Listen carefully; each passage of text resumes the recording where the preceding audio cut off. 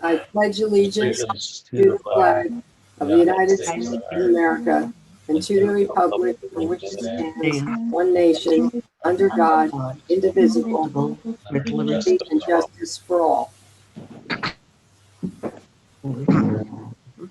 Okay, we have no presentations. We have the minutes from a lot of minutes. November 23rd, December 7th, December 10th, December 14th, December 15th, and December 17th. I think everybody was here. I think Tom may have missed some of those, but would someone like to move them? I'll move that we accept the minutes. I'll second. All in favor? Aye. Opposed? Okay. It's now our open session for the public. If you'd like to speak, please, well, there's so few of us, you can just raise your hand on the screen and Anthony will unmute you. Keep your comments, please, to 3 minutes and give your name and address. Would anyone like to speak?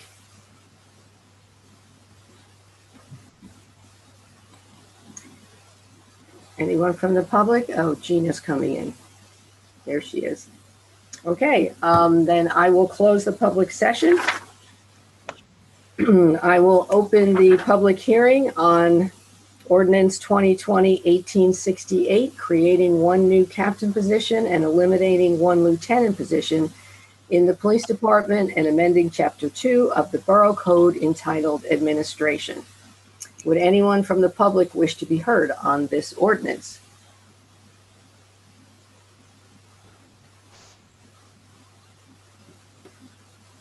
Seeing none, I will close the public hearing. Jeff, would you like to move that? Yeah, I'm just trying to pull up the language. Here we go. I move to pass ordinance 2020-1868 on final reading and adopt as published. I second. Hey, roll call, please. Mr. Hammond, Yes. Ms. McCready, Yes. Mr. O'Day, Yes. Ms. Zamara. Yes. All right, I will open the public hearing on ordinance 2020-1869 concerning fire prevention fees and amending Chapter 15 of the Borough Code entitled Fire Prevention. Would anyone from the public wish to be heard on this ordinance? Let's see. I am not seeing any. So, oh. Was that someone? I think Richie's I think, iPhone. yeah, the box went yellow around his name, but I don't hear anything. Anybody want to be heard on this? Okay, then I will close the public hearing on that. Chad's not here. Gina, why don't you do that one? Okay. I can do it if it's easier. Okay. I Well, you got got it. it I up. got it. I move to pass ordinance 2020-1869 on final reading and adopt as published. I second. I'll second. Okay, roll call, please. Ms. Zamara, Yes. Mr. O'Day, Yes. Ms. McCready, Yes. Mr. Hammond. Yes. Okay, I will now open the public hearing on ordinance 2020-1870, establishing a one-year term for all advisory committee members commencing January 1st, 2021, and supplementing and amending Chapter 2 of the Borough Code entitled Administration. And it's my understanding this is going forward. So anyone that is in the middle of a 3-year term would continue that term. Is that right, Jack? That is correct. Okay, so any new people being appointed or reappointed would be a one-year term. Yes. And it's important to point out, it does not apply to any of the statutory boards or commissions. Right. Planning board, board of adjustment, environmental commission, any of those, because some people have raised questions about that. Okay, so it's just for the advisory committees. That's correct. All right. So would anyone from the public like to be heard on this ordinance?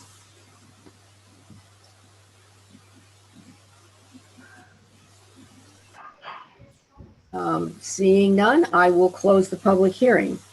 Tom, would you like to move this? Sure. I move to pass ordinance 2020-1870 on final reading and adopt as published. I'll second. Second. Roll call. Mr. Hammond, Yes. Ms. McCready, Yes. Mr. O'Day, Yes. Ms. Zamara. Yes. Okay, we have resolutions 2308 through 2314. Does anybody have questions on any of them? Any they want to discuss separately? I had a question on 311. I had one on 313. Okay, yeah, 311, I don't know, did public safety talk about that, Jeff? No. And my question also was whether are we giving it away or are we selling to them for its value? Because I kind of got a mixed message when I read the material in the packet. Yeah, it sounded like we were giving it away.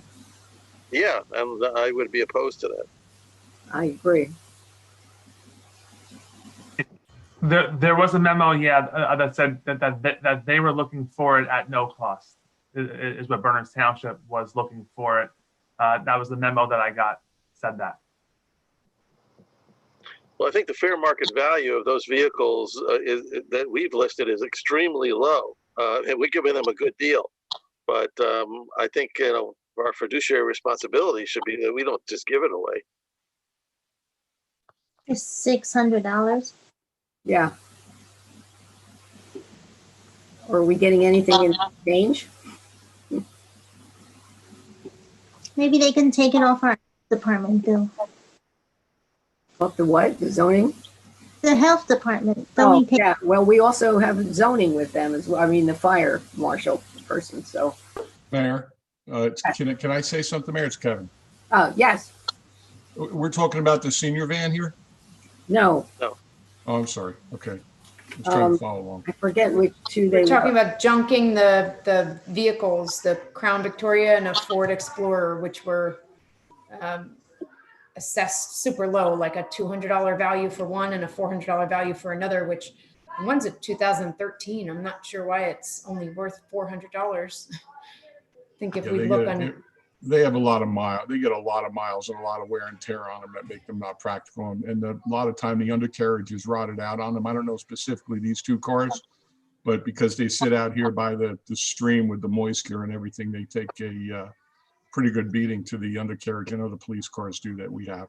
I have no doubt, and they're planning to use it just for parts. But I think even just for parts, you get more out of there than that. My concern, I thought we were talking about the senior van. I was trying to follow along with you. Okay, No, never this mind. is just, those two vehicles, and that is just the estimated junk value of them. It's not the resale it's just for the parts would be $600. No worries. Thank you. So I think we're talking about two different things. That the one is that they're asking if we would give away the Crown Victoria, and there's no associated value with that. And secondly, there's authorizing sale of vehicles, Ford Taurus and a Ford Expedition, for $400 and $200 respectively. That's a different resolution. We had already done that That's back what I in didn't March. understand. You already did that. You did the Taurus and Expedition back in March. Yeah, that was the resolution back in March. I just included that because that was the vehicle it was referring to, with one of those two vehicles Okay. that So- we authorized junking in March. All right, so that Okay. confused me. Okay, Okay. that's what threw me off. All right. Okay. It's your fault, Anthony. I Yeah, understand, because a Crown Victoria is not the same as a Taurus or an Expedition. So what are you saying? so 2033, we authorized the sale of those two for junk parts. But those are two different than the Crown Victoria. There's a third vehicle. No, it says the two that we did with resolution 2033. I guess, what did we try to sell them for parts, couldn't get anybody to buy? Is that why we're It's a giving it away? possibility. Yeah, I'm not exactly sure of that, but that's what it seems like since we still do have the vehicle. Yeah, I would say that. Does They the, only want the Crown Victoria. Yeah, they're only asking for one out of those two. Yeah. So who gave you this resolution? Where'd this come from? I got a memo from one of the patrolmen, Tim Richard. He said that he got that memo, and the memo was the resolution from Bernards Township that said that they would like to enter an agreement with us to get the vehicle at no cost to use for parts. And he handed that to me for a resolution on this meeting. So, I mean, if it's not ready, we can hold it off. You know, I didn't get the impression it was like a crunch that had to be done right now. Anthony, I'm confused though, because the 2008 Ford Crown Victoria is not listed on your second page. No. There's two other vehicles, not this Crown Victoria. Okay, maybe I'll look. Let me take a look. Yeah, it says Maybe I put the wrong resolution in there. yeah, it was the Crown Victoria. It was 2008 Crown Victoria. Oh yeah, it was 2000. Yeah, you're right. That wasn't it. Okay, I apologize for that. That was the wrong resolution. So let's hold off on that. I guess I need more information on that one. Okay. I'm not sure now. I thought that was it, but apparently it wasn't. or you know, run it by us or by me, and I can bring it to the Public Safety Committee. Yeah. Or at least we'll have to discuss it. Yeah, before we bring it back to council, I will give that to you, Jeff, and we can run that through the public safety. Or whoever the chair is next year for the Public Or Safety. yeah, whoever. Yeah. Okay. So let's pull that one off. Gina, you had a question on Just police Chapmans. I was just wondering, what are they? Kevin, you can explain that, right? What a police chaplain is. Kevin? Chief? You there? Yeah, sorry, I had a phone call that came in. I wasn't listening. Okay. What do you need? I'm sorry. What the position of police chaplain is. All right, so, you know, this is something that's been on the record. It was created by ordinance, and it's in our rules and regulations. And years ago, when it was first established, it was really, it was a position to provide spiritual, emotional, and other support to the police officers on the department if they should need it. And also to work with the department to go out into the community when we needed some type of spiritual or clergy support, for example, death notifications that we made to residents if they didn't have, you know, spiritual representation. We would use our police chaplain to assist us with that, and other like situations, people who were critically ill, injured in serious motor vehicle accidents. It was really a resource for the department, really to be here for the officers and for the community. Recently, what brought this about is the renewed partnership that we've had with some of the faith-based organizations in our community. And we've developed a very strong working relationship with a few of them throughout the COVID-19 pandemic. You know, we've worked hand in hand with them for months now with the food bank. They've helped provide support to some of our critical needs community. They've worked with our OEM volunteers to make sure that we were meeting the needs of our elderly and our shut-in residents. And we've just developed a really good working relationship, in particular with Beth from St. Bernard's and from Pastor Dan from Camino de Fe. So as we were looking at this, we thought it would be a good way to help us continue our outreach into the community, specifically with, you know, the underserved population that we have in Bernardsville, whether it be the elderly, shut-ins, or AFN communities, and, you know, our Latino population in town, with Pastor Dan, who is very involved with them and understands their needs. And we just thought it was a good way to, you know, bring our department services out into the open a little more and be a little bit more responsive to the needs of the people in the community, and that we could use this relationship to connect more with those people as well. So it's really kind of open-ended right now, but that's the purpose of it. Great, thank you. Okay, any other questions on the resolutions? I just want to say thanks, Chief. I think that makes good sense. Yeah, we're excited about it. We hope that we can do a lot with that and build on that. Thank you. Okay, would someone like to move resolutions 2308 to 2314 without 2311? I'll move. Second. Roll call, please. Ms. Zamara, Yes. Mr. Roday, Yes. Ms. McCready, Yes. Mr. Hammond. Yes. Okay, reports. My report. What did I do? I attended the Somerset County Business Partnership's annual meeting, which they have accomplished a great deal during COVID, helping the business community. We had a Cultural Arts Committee meeting, which I guess Christine will report on. I attended the birthday drive-by for Loretta Steinkauf's 90th birthday. Steinkaufs have been a long-term family in town who contribute a great deal to the town fire company and do a lot for Bernardsville. There was a call with the EDA on their new economic recovery package that the governor and the legislature have done. It has a lot of good programs. I'm not going to go over them all now. What I'll do is share the summary of them with everyone next or this week, so you can see all the new programs that are available. A lot are geared towards communities that have needs, which they assume Bernardsville doesn't. But there are some good Main Street programs and historic property programs, grants. So there's a lot of things that we may be eligible for. I attended the auction on 12/22 for the property at 271, which was really a really interesting experience. I had never been to a property auction like that, and we had a really good response.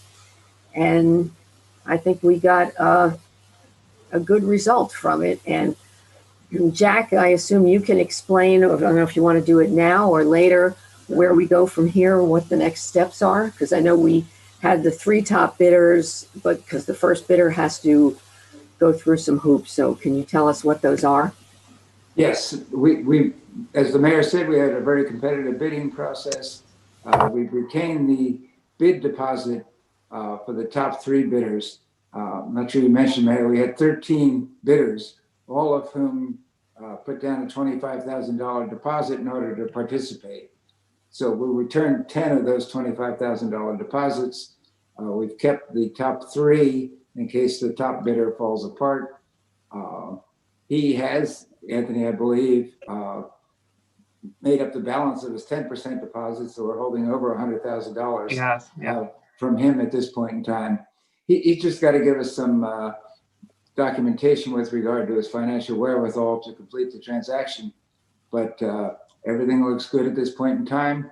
If in fact we're able to complete everything by the reorganization meeting, we'll have a resolution on that agenda to accept his offer of $1,031,000, and we'll proceed from there. Can I ask, because I know there were some questions from the council about, we used a band to purchase the whole 30 acres. And so that money will go towards paying the band. So if then the piece that's left, if we apply that to Green Acres, it has to be the difference between what we paid for the property and what I don't know, if you can kind of explain how that works. Yeah, I suspect that's going to be the case. I will talk to Aaron Sella about it.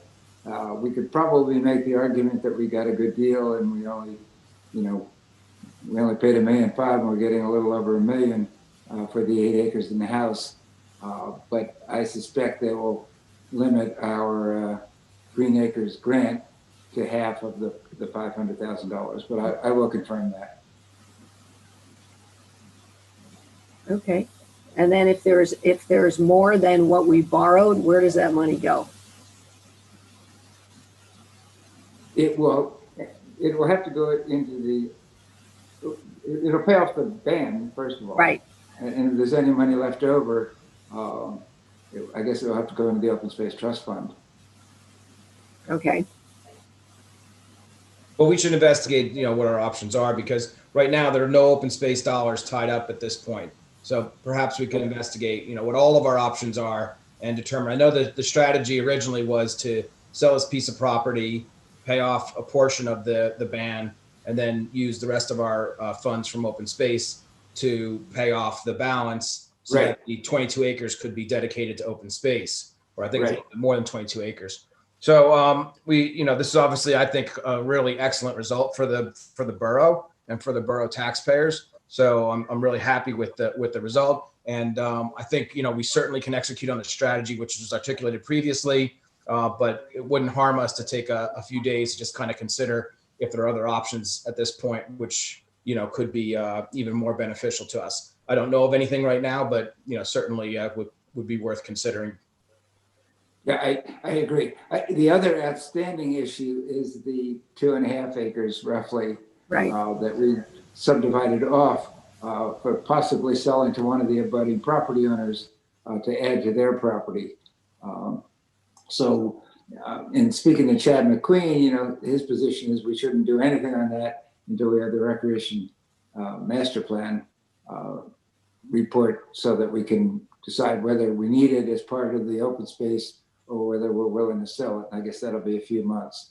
Yeah. I don't think there's any pressure on us, right now. We probably need to talk with Leslie Roberson to determine when the ban refinancing occurs. Probably would make Yes. sense for us to make a decision before we refinance the ban. Oh, absolutely.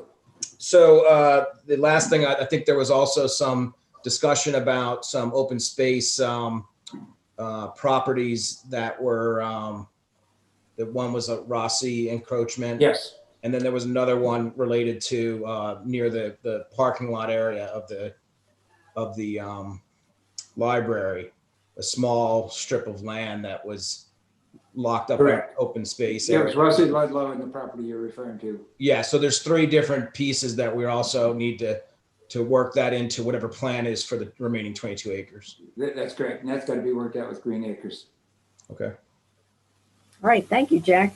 Oh, you're welcome. What else? I was also one of the 3 judges for the Holiday Lights contest. If you haven't seen the results, I think they're on downtown Bernardsville. We had, I think, 15 houses in the contest, and it was really very well received and popular. So hopefully next year we can expand it, because as I was driving around to judge the houses, I saw so many more that could have been nominated. So hopefully next year we'll get an even bigger response. And of course, the weekly calls with the county, a lot of discussion about how the vaccine is going to be rolled out. The county also gave $500,000 to the school districts from their portion of the CARES Act. This month of January, they're going to be rolling out the online marketplace, which will be a way for all the municipalities in Somerset County to share services. So they've created an online marketplace where you can place things that you're willing to share, whether it's a piece of equipment or place something you're looking for that you would like to have an arrangement with, and people within the whole county can then see where they could share services. So that's kind of exciting that they're going to do a kickoff in January for that. They're going to expand the testing at the Raritan Valley Community Center. And they're actually going to roll out a mobile testing van that'll start in Bound Brook. Will be the first place that they'll be doing that. And they're also going to have their own site for vaccinations. At probably, they're getting their first vaccines. I think, Robert Wood Johnson is only doing their employees. So what they get, they will use for their employees. There's a couple other places they're working with, ShopRite of Hillsborough and Bernardsville. So at some point,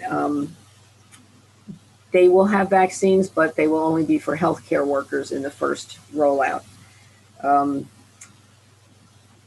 So actually, that was a question I was going to ask under new business. So maybe you could address it now. Did they discuss if there's a plan, or if they've even the health department has formed a plan yet for the second and third phases of the non-healthcare workers and the folks that are not at the highest risk? Are they going to be distributing the vaccine through clinics and primary care facilities, or are they going to do it through the county facility?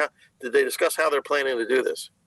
They started to. They're going to have their other state has developed a registration system, but the county already has their own registration system that will interface with the state, so that people can go and register, and then they'll be notified when their tier comes up and where they can go.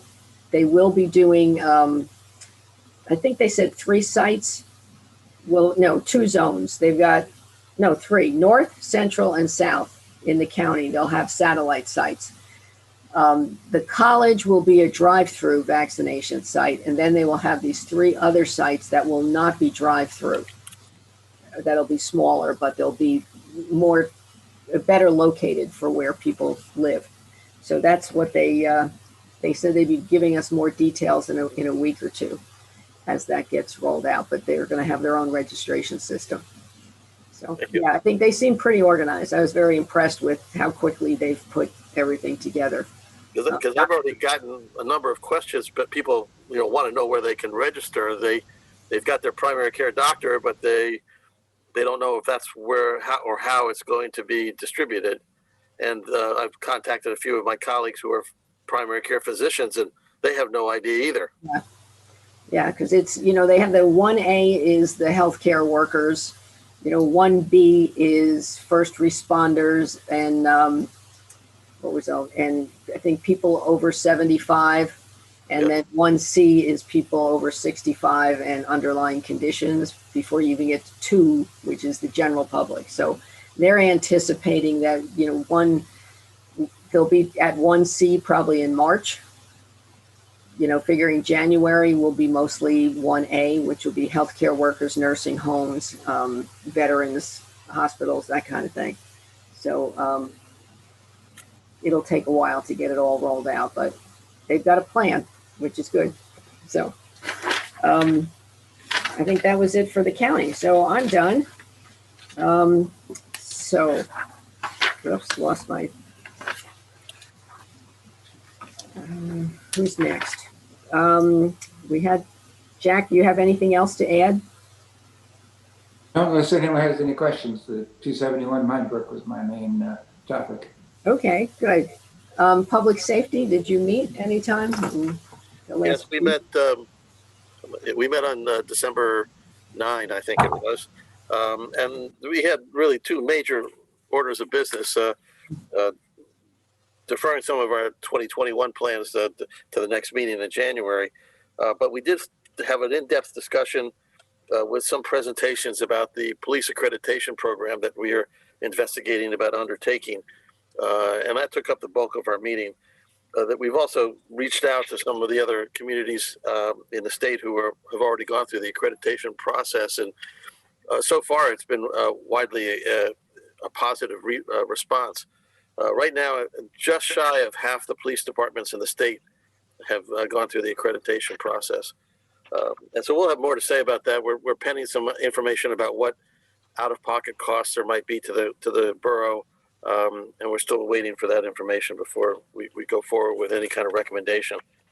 The second thing we talked about at some length was our Smart 911 and Smart Prepare programs and the Register Ready program that the county and state has.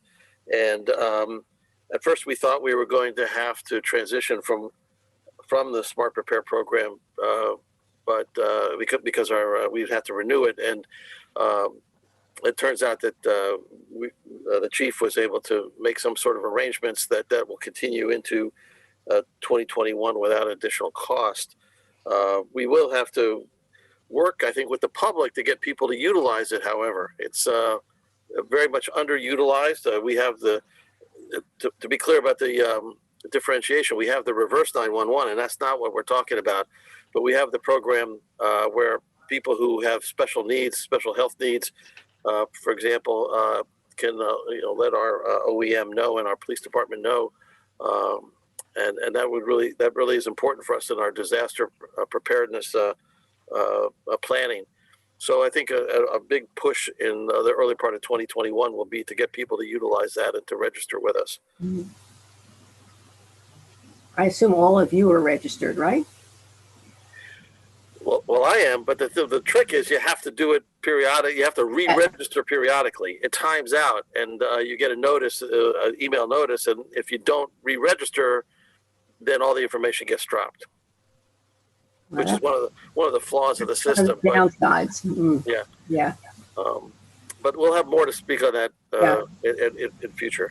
But the nice thing about it is you can put in as much or as little information as you're willing to share. You don't have to put in every detail, but the things that are important. You can list all your pets. You can do, it kind of lets you do as much or as little, all your vehicles. Yeah. Yeah, I think it's critical. I think if you had, if you had somebody in your home, for example, that is hard of hearing, right, that would be very important for first responders to know. Yeah.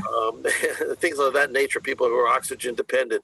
And even if it isn't health, as you mentioned, how many people are in the household? We have a lot of instances now where kids have moved back home because of the COVID and the financial situation. How many people are in your household is an important thing to know. Mm-hmm. Absolutely. Okay, thank you. Finance Committee. Yes, the Finance Committee met twice, focused on the budget for 2021.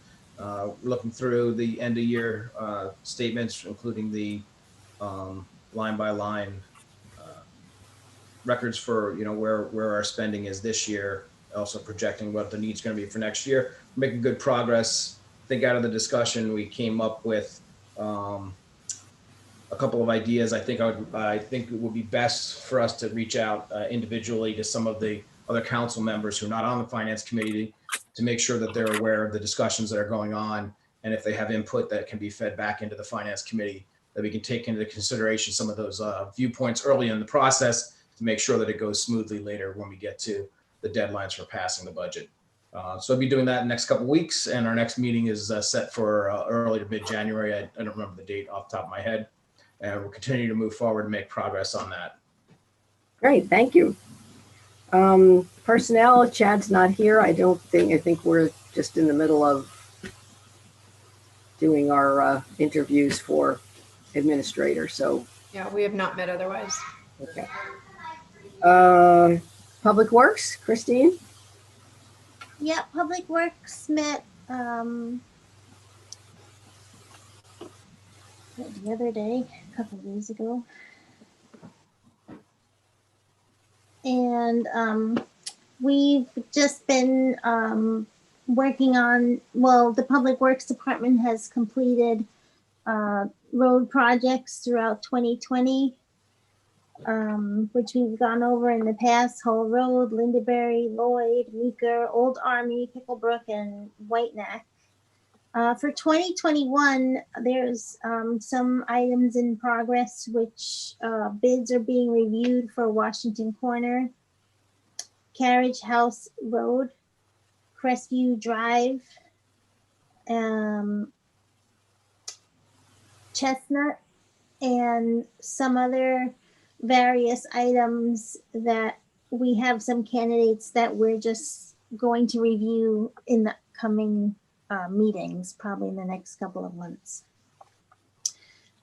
We already, I think, reviewed the grants that we applied for from the DOT, which were Crestview, $350,000, and Chestnut, $200,000.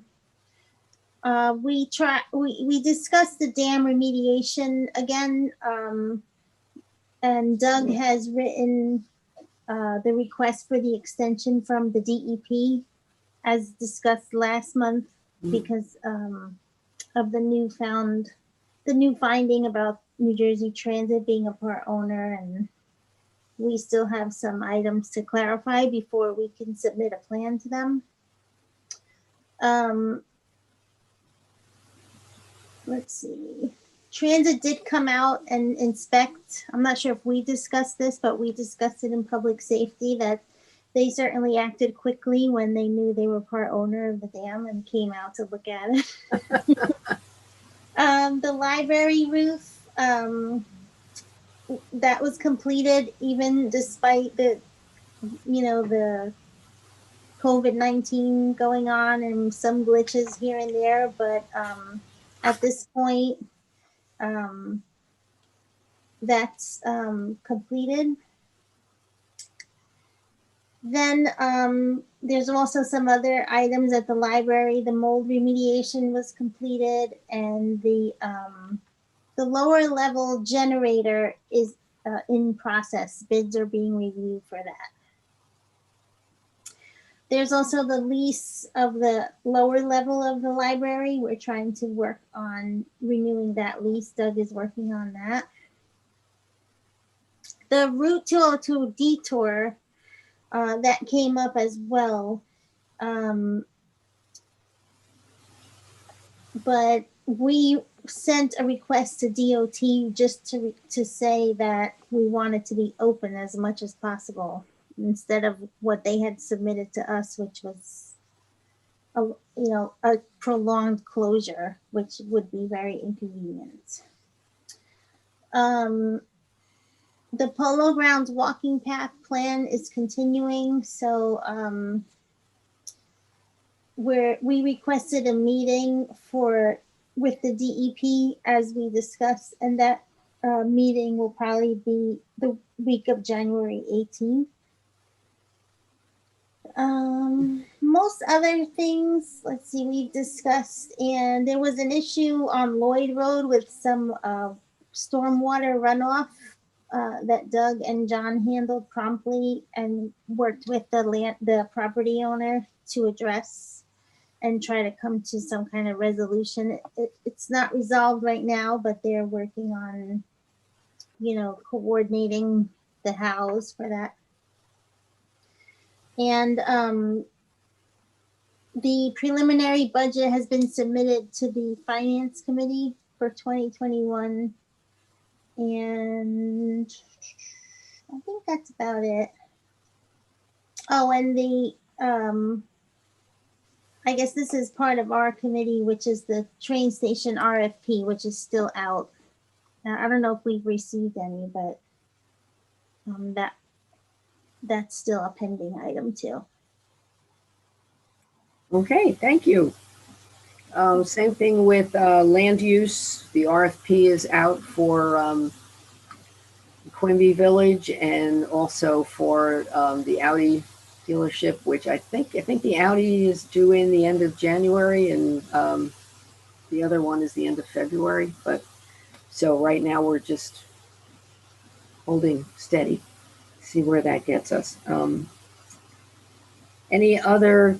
Do we tend to I don't know the answer to this, but do we tend to get these submitted at the very last moment? They use, if they have so many days, they use up every single one of those days to make their proposal, and we get a flurry at the end?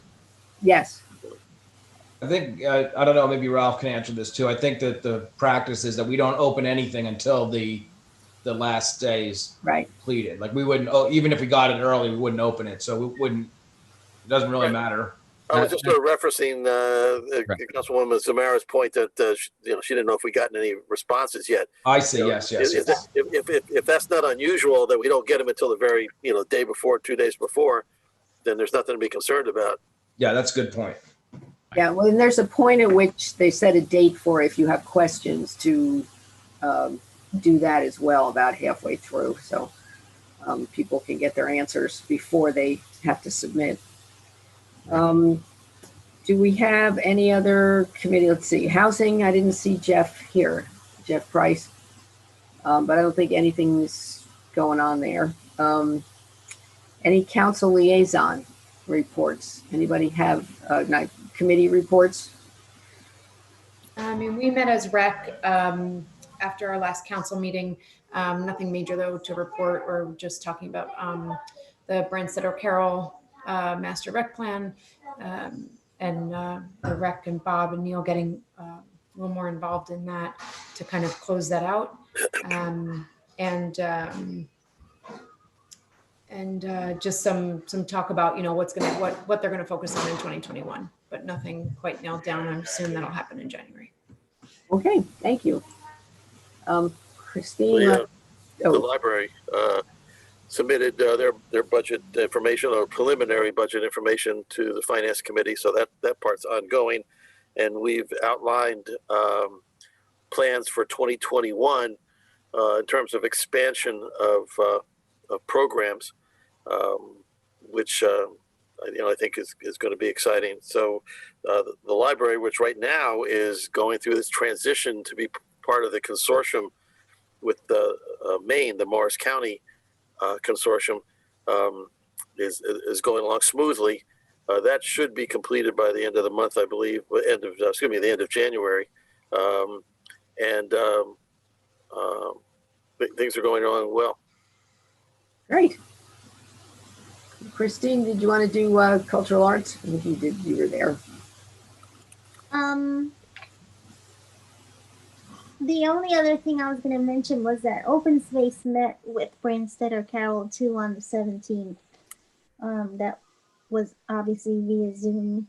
And I think they had some good feedback for them. One of the things that came up is some of the trail signage. So we're hoping to make some improvements to, we have a very cool collection of trails in this town that a lot of people are, discovering during the pandemic, or, continue to discover. And we want to make it a little easier to find and make their way through. So that's one of the focuses, hopefully, for the rec master plan too.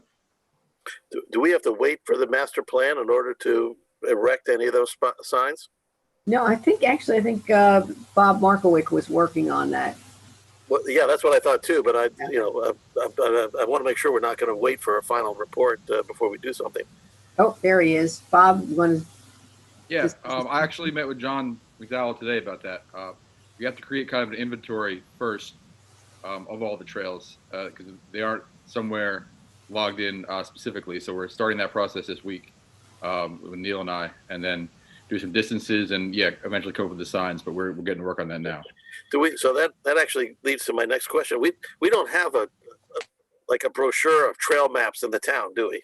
No, that's what we were trying to track down today when I was over at the Borough Hall. Because that would be, even before you get signs, even if we just had a Right. piece of paper that had where all the trails are and a little map, that would be helpful right there.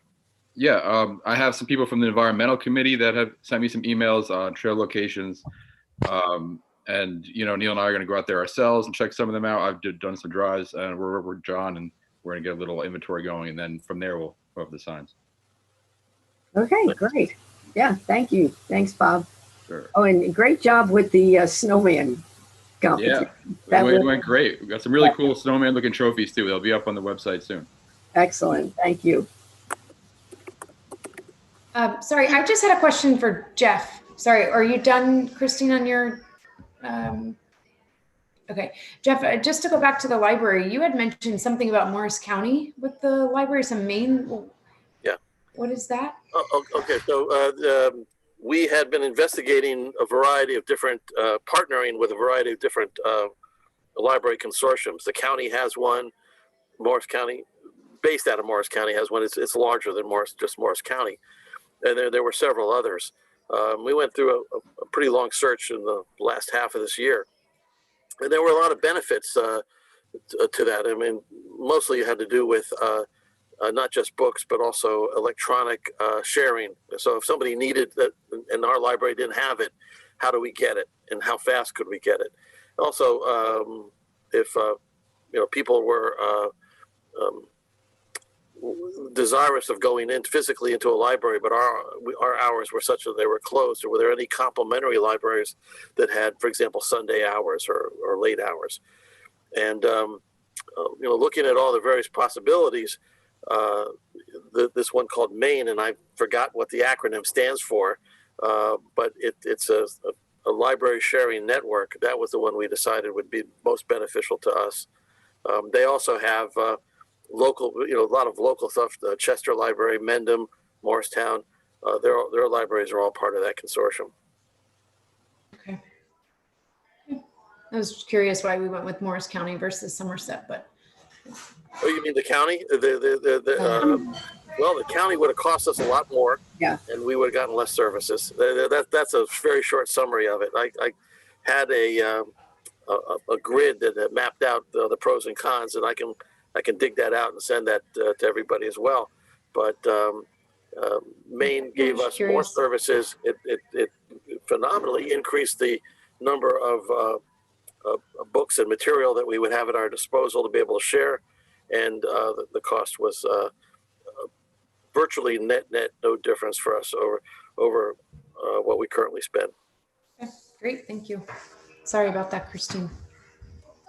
It's okay. It's the Morris Automated Information Network. There you go. Thank you. Yeah. The mayor, you had asked me about cultural arts. The committee met on the 16th. Yeah. And they also were joined by Pat Hoagland from Branstetter Carroll. And the other item that some people may have already heard about is the mural. We started painting the mural on the 11th at the train station. It went very well. From what I hear, I couldn't go, but I've gotten so much great feedback, and there's some great pictures on the borough website too. We were gonna do it again in the coming weekends, but given the increasing cases of COVID, we decided to kind of put it off until early or mid-January, more like mid-January. So as soon as that, things look like they're going to be finalized, I'll report back to everyone. Well, I think January 9th was going to be the next January date. 9th. Yeah, because that's when the farmer's market comes back. So they were going to do that again in conjunction with the farmer's market. So Right. So the website, the mural project, as you know, is bernardsvilledowntown.org, or you could also Google Bernardsville, downtownbernardsville.com. Sorry. Yeah. Or you can also Google Bernardsville Mural Project and it comes right up. So there's no sign up. Some people had asked for a sign up, and we think it's just, something that we're going to try to do where it's kind of first come, first serve, and people won't stay long. Oh, are we doing signups now? Oh, sorry. So initially we tried the first come, first serve. So if you go to the website, then there'll be signups for the next round. yeah, I thought Olivia said she was going to put registration blocks up. So if you want to paint for an hour, like it'll be half-hour blocks. So if you want to paint for an hour, you would take 2 blocks. But usually small children, a half an hour is plenty if you have Right. younger kids. So it'll be signing up for half-hour blocks. They're going to try and do some evenings, and spread it out so people could, it could be just adults and then families, and try and get a variety of opportunities. So watch the website. Right. And there's pictures on there, and information will all be posted on there, as it's not really finalized yet. So Yeah. Thank you. Did I miss anybody? Anybody else have a committee report? Okay. Anthony has senior transportation van on there because we have to give the county an answer about keeping Fridays. Right now, we only have one person that's been using it on Fridays, but if no one uses it, we don't get charged, right? Is that correct? So That's correct, yes. it's been difficult because of COVID that people don't want to use it. We also have not really promoted it, which Anthony has said he was going to work on this year. So I don't know if you want to keep it or give it another year and promote it, and hopefully we'll get more ridership. And if we don't pay for it. So Kevin wanted to say something about this earlier, I think. No, I thought we were talking about the getting rid of. van that the borough had owned, or that we still, I think, have. This is something totally different. Okay, It got wasn't it. clear on the agenda. Thank you. Okay, got it. So what's your pleasure? I thought I read in the backup material here that we sort of authorize a maximum amount, and that if there's 0 people that we don't use it. Like this year, we weren't going to pay the full amount. That's correct. Yes. So I guess I'm more comfortable with that. We just make sure that if there's nobody interested in using it, we cancel it for that particular week and we don't have to pay, Do we have, yeah, I read that as well. And if it's not used, we don't pay. But what I didn't get out of it, and maybe I missed it through all the numbers, is if we had one person using it on Fridays, and what does that end up cost? What are we paying for that individual person? It will be $110 and change in 2021 per week. So it would be $110 if one person or 8 people use it. If the van goes out with one person or 8 people, it's 110. Nice. And the county, I believe that the people call the county directly. So if the county gets no calls whatsoever for us on a given week, then they'll know not to charge us for that week because they didn't receive any, participants for that week. But if we do get one, it's $110. And when do they have to register with the county by? Do they have to tell the county by Wednesday or Thursday or what? Yeah, I don't know the exact deadline, but it's something like that. I would think by Wednesday or Thursday for the Friday trip. So yeah, I don't know the exact deadline, but yes. Okay, so then my question then is if that one person or 2 people, whatever, say they want to have the van, but then decide they don't need it because they got a friend to take them, do we still get charged? I don't believe so because if it doesn't go out to Bernardsville to pick up our residents, we would not get charged for it if they cancel. So no, we wouldn't get charged. They have to actually go out with someone on it. What was your question? Is to publicize it so people start using it. Yeah. I can put some flyers around town. Yeah. Yeah, a lot of people don't even know about it. Because we don't have a location, a senior center or a senior team. So it's difficult to reach the people that might need the so I think the more we can promote it either through maybe our police chaplains could make announcements in their organization. Yeah, that's a great idea. Or I can give we them can, some information. yeah, we can send it out through the OEM or the Smart 911 to let people know that this I'll put service something is together available. for it. Yeah, sure. Great. Okay, so I guess we're going to keep it for now and see what happens. I'm good if we don't have to pay for it every week and not have anybody use it. So Right. that's information that was new. Christine, you good with that? Yeah, there's a brochure on the county website, but it's 12 pages long. So maybe I know. if they It's got all their rules and regulations. a 1-pager would be nice, but it's Just a nice flyer with where do you call? yeah. Yeah, we can use that. Yeah. Yeah. Okay. We don't have any correspondence, I believe. No. Any No, we don't. unfinished business?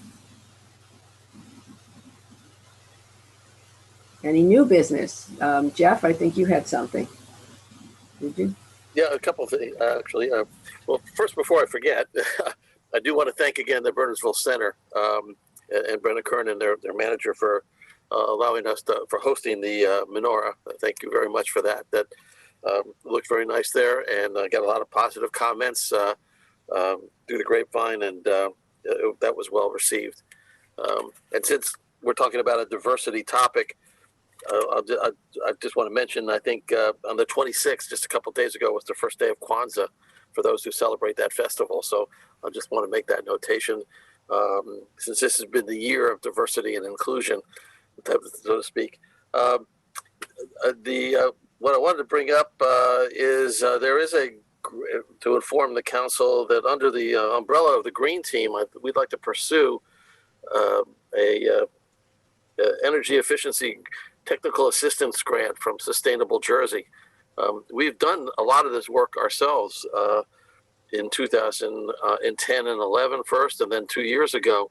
And a lot of our buildings have been made more energy efficient through a lot of the good works of our public works team.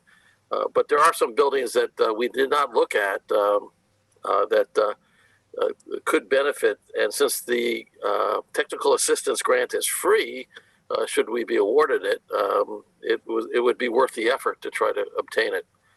So we'll have an actual proposal with a well, one thing we need from the council is there has to be a resolution from the council showing that they support the idea. And so I'll bring that forward at our next council meeting, but I just want to give everybody a heads up of what it is.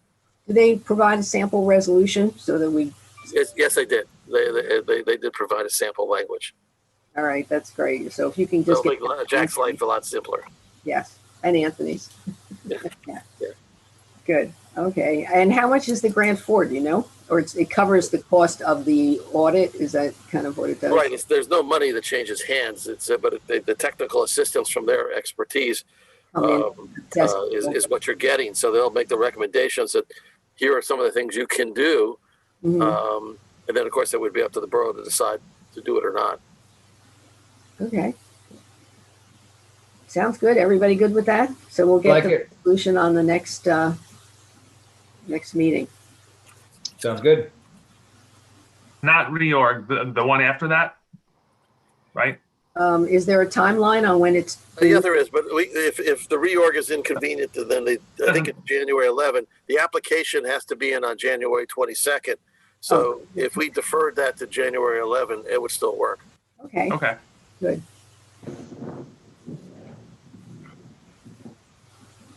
Anything else? New business? So now we will have a second open session. If anyone from the public would like to be heard, either raise your hand on the participants list. Oh, I see Terry Thompson. Thank you, Jeff, for clarifying about joining, the libraries joining Maine. The one thing I do want to remind you about, ladies and gentlemen of the council, as you know, I think, the library received the construction grant to replace our doors. Yeah. Sometime in, and it's not clear to me exactly what the deadline is, but it may be as early as early February. We need to be able to send to the state library confirmation that the borough will match that grant funding. And I'm just saying this so that sometime in the beginning of next year, we're going to need that kind of a resolution. That was discussed at the finance committee meeting. Good. The library finance team came over and talked to us, and Anthony Ralph said that he was going to get them the previous resolution, which showed that the money was set aside for that. I don't know, Ralph, did that happen? Unmute yourself. Unmute. There you go. Leslie and I were taking care of that. I'll reach out to her and. Oh, that's great. Thank you. Yeah, that was brought up. Yep. No, I would be devastated if all that work putting the bond application together. Harry, you're still the president of the library board, correct? No, John Bertoni is the president of the library board. So perhaps between yourself and Jeff Hammond, though, I think we also asked at the same finance committee meeting, it was discussed also in Public Works, that, you know, if there's future grants, there's another round of grant funding. We wanted to consider the roof work that's required on the library, on the slanted roof portion, and have that be something that we could consider applying for in future round of grant funding. Great. I mean, if there will be. Yeah. In the terms of the, the library construction bond fund grants, we'll go for it, whatever's out there. All right, so maybe that's something we need to coordinate between your finance folks and our side on Public Works, so we can get estimates and things like that, so that we can put in the correct figures for the grant. Great. Good. Thank you, Terry. Anyone else from the public wish to speak? I see Richie's iPhone. He's got his hand up. Would you just give us your name and address and unmute yourself? See the little hand? Richie's iPhone? No? Okay. I don't see the hand up. There's a little white hand at the bottom. Mm-hmm. Oh, no, never mind.